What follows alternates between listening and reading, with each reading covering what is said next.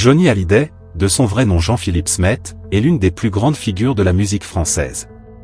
Avec une carrière de plus de 50 ans, plus de 1000 chansons enregistrées, et des millions d'albums vendus, il a conquis des générations entières. Surnommé « l'idole des jeunes », Johnny Hallyday a su, par son talent et sa détermination, élever le rock'n'roll au rang de phénomène culturel en France. Sa vie personnelle, marquée par des amours tumultueuses et des tragédies, a fasciné autant que sa musique. Voici l'histoire d'une légende, de ses débuts modestes jusqu'à son héritage inoubliable. Né le 15 juin 1943 à Paris, Johnny Hallyday grandit dans un contexte difficile. Abandonné par son père à un très jeune âge, il est élevé par sa tante et ses cousines, dont l'une, la danseuse Lee Hallyday, l'initie au monde du spectacle. Enfant sensible et solitaire, Jean-Philippe découvre la musique à travers le cinéma et les disques américains, qui commencent alors à envahir l'Europe. Il est particulièrement attiré par le rock'n'roll, un style musical venu des États-Unis qui devient sa passion. À 16 ans, Jean-Philippe adopte le nom de Johnny Hallyday, inspiré par son beau-père américain, Lee, et se lance dans la chanson. En 1960, il signe son premier contrat avec Vogue et sort son premier disque, T'aimer follement, une adaptation française d'un tube américain. Il se fait rapidement remarquer par sa voix puissante, son charisme et son style rebelle. Mais c'est l'année suivante, avec Souvenir, que Johnny connaît son premier grand succès. La jeunesse française découvre avec lui une nouvelle forme d'expression musicale, le rock'n'roll. Dans les années 60, Johnny Hallyday devient la figure emblématique du rock en France. Avec des titres comme Laisse les filles, Retiens la nuit, et Viens danser le twist, il incarne cette jeunesse en quête de liberté et de rébellion. Son look de blouson noir et son attitude de bad boy lui valent le surnom de « l'idole des jeunes », un titre qui ne le quittera plus.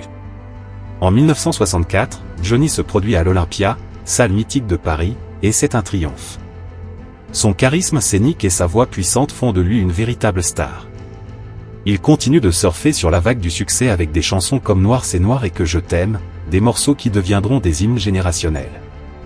Sa popularité atteint des sommets, et il enchaîne les concerts, attirant des foules immenses, fasciné par cet artiste capable de donner une telle énergie sur scène.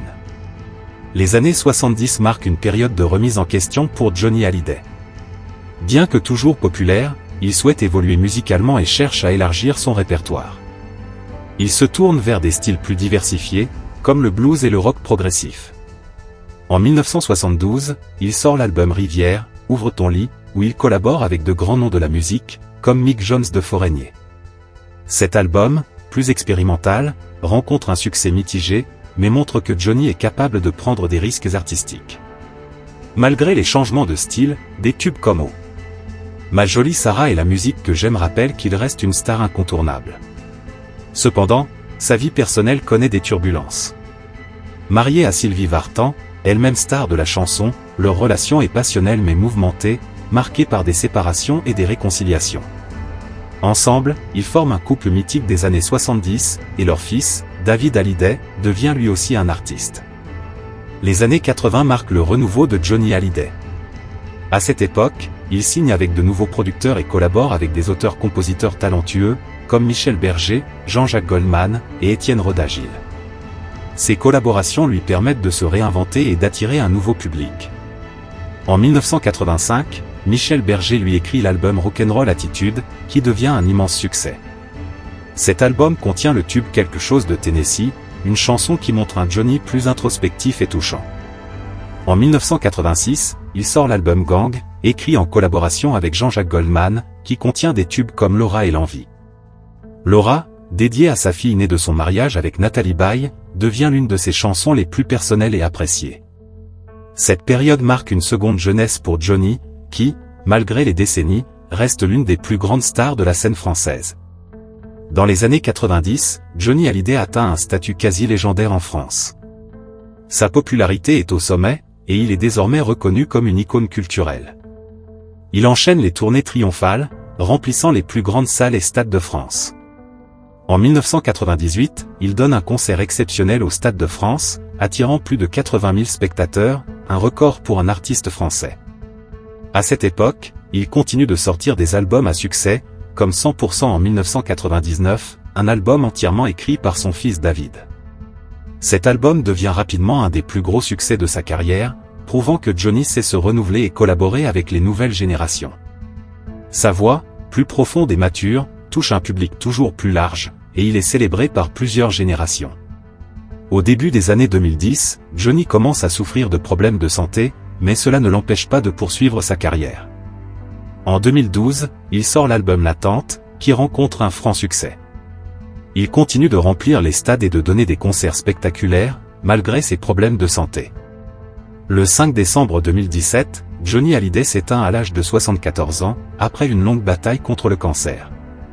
Sa disparition est un choc pour la France, qui perd l'une de ses figures les plus aimées et respectées.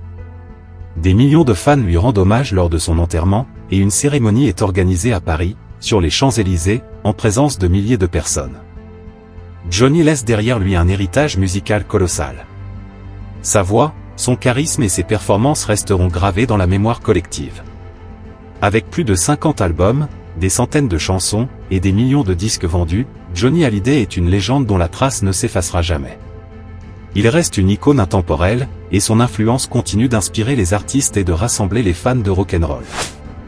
Si cette histoire et cette vidéo vous ont plu, n'hésitez pas à rester avec nous. Abonnez-vous pour rejoindre notre communauté, et soyez sûr de ne rien manquer des prochaines histoires captivantes que nous partagerons.